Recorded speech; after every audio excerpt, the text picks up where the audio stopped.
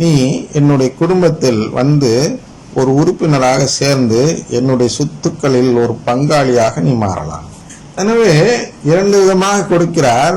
ஒன்று பெரிய பொறுப்பு, ஒன்று சின்ன பொறுப்பு. அதிலே பிரிச்சு ஒருத்தருக்கு 5 ரூபாய் 5 தாளந்து, இன்னொருத்தருக்கு 2 தாளந்து என்று கொடுக்கிறார். இந்த இருவருமே நன்றாக சம்பாதித்து விடுகிறார்கள். சரியா?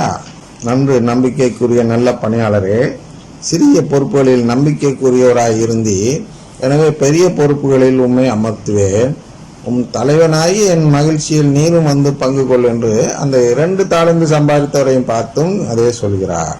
1 தாளந்தை பெற்றுக் கொண்டவரும் அவரை அணுகி, ஐயா, நீர் கடின உள்ளத்தினர், நீர் விதைக்காத இடத்திலும் போய் அறுவடை செய்பவர், நீர் தூவாத இடத்திலும் விளைச்சலை சேகரிப்பவர் என்பதை அறிவேன். உமக்கு அஞ்சியதால் நான் போய் உம்முடைய தாளந்தை நிலத்தில் புதைத்து வைத்தேன். இதோ பார் உம்முடையது என்றார். அதுக்கு அவர் என்ன சொல்றார் பாருங்க, சோம்பேறியே, பொல்லாத பழியாளனே என்று சொல்கிறார். சோம்பேறி, பொல்லாதவன். யார் இவர்கள்?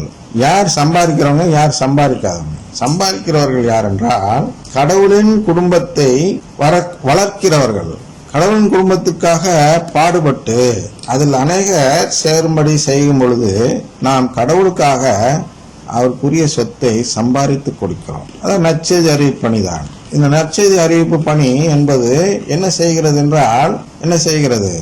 மக்களை கடவுளின் குடும்பத்தில் சேர்த்து கடவுளுக்கு சொத்தை சம்பாதித்து கொடுக்கிறது. ஆனால் ஒரு சிலர் நிறைய நற்செய்தி அறிவிக்கிறார்கள், ஒரு சிலர் கம்மியான நற்செய்தி அறிவிக்கிறார். ஏனென்றால் ஒருவருக்கு நிறைய கொடுக்கப்பட்டவர் நிறைய நற்செய்தி அறிவிக்கிறார், பொறுப்பு கொடுக்கப்படும். அடுத்து சின்ன பொறுப்பு கொடுக்கிறவர் அதுக்கு தகுந்த நற்செய்தி அறிவிக்கிறார். அதனால் எண்ணிக்கையில் அளவு கூடலாம் குறையலாம், ஆனால் தன்மை ஒன்றுதான்.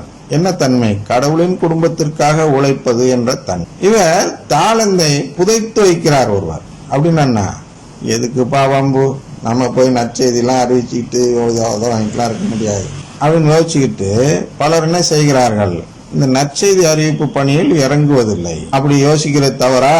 எதுக்கு வம்பு, எச்சரிக்கையா இருக்கிறேன் என்று யோசிப்பது தவறா என்றால் அதற்கு இன்னொரு வழியையும் காட்டுகிறார். என்ன காட்டுகிறார் என்று சொன்னால், உன்னால முடியல, நீ இடத்தில் போய் சேகரிப்பவன் என்பது உமக்கு தெரிந்திருந்தது அல்லவா?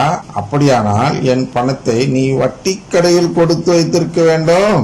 ஏன்பா போய் புதைச்ச? ஒன்னுத்துக்கு லாய்க்கில்லாத விஷயமா ஏன் நீ செஞ்ச?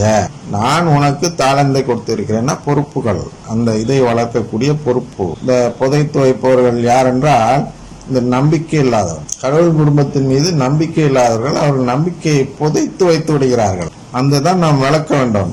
பிரபாகரன் தந்தை அவர்கள் நம்பிக்கை என்ற ஒரு வார்த்தையை அதில் சேர்த்து சொன்னார்கள். தாளந்துக்கு உரிய விளக்கத்தில் திறமைகளையும் சேர்த்து நம்பிக்கையும் சேர்த்தார்கள். ஆனால் இந்த நம்பிக்கையை என்ன செய்ய வேண்டும் என்பதை மறைவுரையில் சொல்லவில்லை. அதுதான் நாம் தெரிந்து கொள்ள வேண்டும். இந்த நம்பிக்கையை வட்டி கடையிலாவது கொடுத்து வைத்திருந்தால், சரியா, வட்டியோடு திரும்ப பெற்றிருப்பேன் என்று கூறுகிறார். ஆனால் நமக்கு திறமை இல்லாமல் இருக்கலாம், நற்செய்தி அறிவிக்கும் திறமை நம்மிடம் இல்லாமல் இருக்கலாம். அதனால 1 தாளந்து தான் நம்மிடம் இருக்கிறது. திறமை எடுத்துக்கொள்ளும் ஃபாதருடையதே, நற்செய்தி அறிவிக்கும் திறமை, நம்பிக்கை. அந்த நம்பிக்கையை வளர்ப்பது, நற்செய்தி அறிவிப்பதன் மூலமாக மக்களிடையே நம்பிக்கையை வளர்ப்பதுதான் ஒத்து சேர்ப்பது.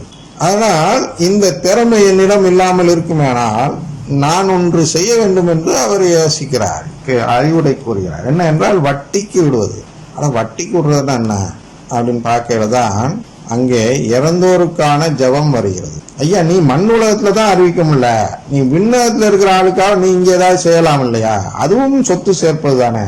அந்த அந்த எண்ணத்துல புத்திரிக்கும் ஸ்தலம் என்ற இடத்தில் ஆவிகள் இருக்கின்றார்கள், அதாவது ஆன்மாக்கள் இருக்கின்றன. அவை கடவுளின் குடும்பத்தில் சேர முடியாத நிலையில் இருக்கும் பொழுது அவர்களுக்காக நீ ஜெபிக்கும் பொழுது, அவர்களும் கடவுளின் குடும்பத்தில் சேர்க்கப்படும் பொழுது உனக்கு ஆபத்தில்லை, ஒரு ரிஸ்க் இல்லை, ஒரு பயம் தேவையில்லை. ஏனென்றால் நீ ஒரு மூலையில் ஒரு வீட்டில் உட்கார்ந்து ஒரு மூலையில் ஜெபமாலை சொல்லும் பொழுது மறைவாக இருக்கும் தந்தை நீ மறைவாக சொல்லும் ஜெபத்தை பார்த்து அதற்குரிய பலனை தருகிறார் என்று சொல்லப்படுவது போல், அந்த மறைவிலிருந்து நீ நற்செய்தி அறிவிக்கும் செயலாக கருதப்பட்டு ஆன்மாக்கள், இறந்து போன ஆன்மாக்கள் கடவுளின் குடும்பத்தில் சேர்க்கப்படுவதற்கு நீ உதவும் செயலாக அது இருக்கும் அல்லவா? அதுதான் வட்டிக்கு விடுவது. எப்படி வட்டிக்கு விட்டால் அவன் என்னத்தை சுத்திட்டு வந்தாலும் அவன் வட்டி குட்டி போட்டுக்கொண்டே இருக்கும். அவனுடைய அசல் வட்டியாக குட்டி போட்டுக்கொண்டே இருக்கும் பொழுது அது தானாக சம்பாதிக்கும். அது போன்று நான் தினமும் அந்த குடும்ப ஜெபமாலை சொல்லும் பொழுது, இறந்தோருக்கான ஜெபமாக இருக்கக்கூடிய அந்த குடும்ப ஜெபமாலை எல்லாம் சொல்லும் பொழுது, நான் விண்ணகத்தில் கடவுளுக்காக சொத்து சேர்க்கிறேன் என்று பொருள். அதனால் வட்டிக்காது விட வேண்டும் என்பது இந்த பணத்தை சொல்லவில்லை. அவர் அந்த வட்டிக்கு விடும், வட்டி சம்பாதிக்கும் செயல்தான் நம்முடைய ஜபம். துதி ஜபம் அல்ல. துதி ஜபம் இதெல்லாம் நாசமாக்குற ஜபம். இறந்தோர் மீட்பு பெற வேண்டும் என்பதற்காக சொல்லப்படும் ஜபம் தான் வட்டிக்கு விடும் செயல். நீ ஜபமாக சொல்லியிருக்கலாம்ல, நீ தெரு தெருவா போய் நற்செய்தி அறிவிக்கலாம்னாலும் நீ இருந்த இடத்திலேயே வீட்டில இருந்து கொண்டு ஜபமாக சொல்லியிருக்கலாமே என்று பொதுநிலையினர்களை பார்த்து கடவுள் கேட்கிறார். இந்த குடும்ப ஜெபமாலை சொல்லாமல் அதை புதைத்து வைக்கிறார்கள் பாருங்கள். டிவி சீரியல் என்று அந்த நேரத்துல தான் ஏதாவது ஒரு பேர்ல ஒரு சீரியலை போடுவான். அன்பே வா என்பான், உள்ளத்தை கில்லாது என்பான், ஏதோ பேர்ல எல்லாம் சீரியலை போட்டு விடுகிறான். ஜெபமாலை சொல்வதை விட்டு விட்டு அதுல போய் அமர்ந்து உட்கார்ந்து பார்த்துட்டு இருக்காங்க. யங்ஸ்டர்ஸுக்கு என்ன பண்றான், கேம் அப்பதான் விளையாடுவான். அப்பதான் 4 ஃப்ரெண்டு கூப்பிடுவான், வா நம்ம அந்த பப்ஜி விளையாடுவோம் அப்படின்னு கூப்பிடுவான். உடனே சின்ன பிள்ளைங்க என்ன செய்யும், இல்லப்பா நான் ஜெபமாலை சொல்லணும் அப்படின்னு யோசிக்காம சரி சரி வான்னு சொல்லிட்டு அப்பா அம்மாக்களை முறைத்து கொண்டு விளையாட தொடங்கிடும். என்ன நம்மள இங்க விளையாட கூட விட மாட்டேங்கிறாங்க, நிம்மதியா கூட இருக்க விட மாட்டேங்கிறாங்க அப்படிங்கிற ஒரு உணர்வை கொடுப்பான் சாத்தான். அதனால என்ன ஆகும், இந்த தாளந்தை புதைக்கும் நிலை வந்துவிடும். தினமும் புதைக்கிறோம். ஒவ்வொரு நாளும் நாம் ஜெபமாலை சொல்லாமல் போக போக ஒவ்வொரு நாள் நாம் சம்பாதிக்க வேண்டிய அந்த ஆன்மாவின் நிலை, அந்த வட்டி குறைந்து விடுகிறது. இதை உணர வேண்டும். அதனால நீ ஒண்ணுமே செய்யலையா கடவுள் குடும்பத்துக்காக, அட்லீஸ்ட் ஜெபமாவது சொல்லு. அதுவும் சொல்லலையா, உனக்கு நான் நிலைவாழ்வே கொடுக்க முடியாதுப்பா அப்படின்னு சொல்றதுதான் இந்த ஓமையின் நோக்கம். அது ஏனென்றால் சிறியவற்றில் நம்பிக்கைக்குரியவராக இருப்பது என்றால் என்ன, ஜெபமாலை சொல்வதிலாவது நம்பிக்கைக்குரியவராக இருக்க வேண்டும் கடவுளுக்கு. அதுல கூட நம்ம நம்பிக்கைக்குரியவரா இல்லாம கேம் விளையாடுறதும் சீரியல் பார்க்கறதும் சினிமா பார்க்கறதுமே நம்மளுடைய நோக்கமாக இருந்தால் என்ன செய்ய முடியும்? சில சம்பாதிக்கிறதுல நோக்கமா இருக்காங்க, அதுவும் தவறுதான். அந்த நேரத்தில் ஒதுக்கி நாம் ஜெபம் சொல்ல வேண்டும். சம்பாதிக்கிற இடத்துல கூட மறைவா ஒரு ஜெபமாலை வச்சுட்டு உருட்டலாம். ஆக கடவுளையும் நாம் நினைத்து பார்த்து செயல்பட வேண்டும்.